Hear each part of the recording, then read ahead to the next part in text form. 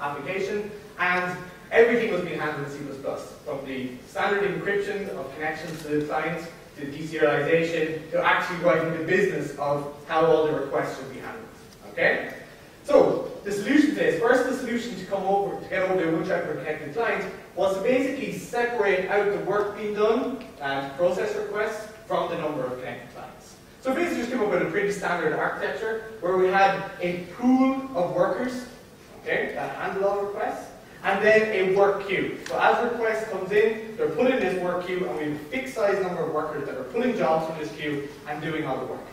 And that is pretty much what our architecture looks like to this day. Right? The second important decision made at this stage as well was to separate our business logic out from our core connection management and encryption logic.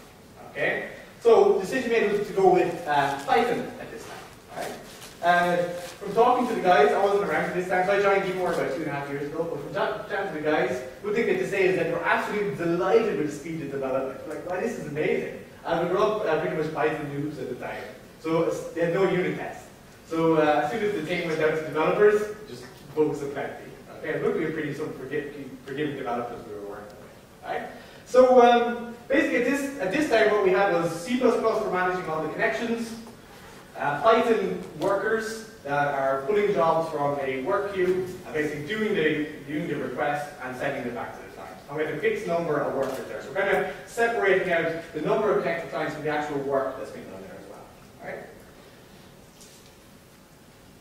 The problem still was with C++. Sorry, we're still using MySQL as backend here. The problem still remains is that C++ is not the language for concurrency. Okay? Just making the code robust, no matter how mature it is, was very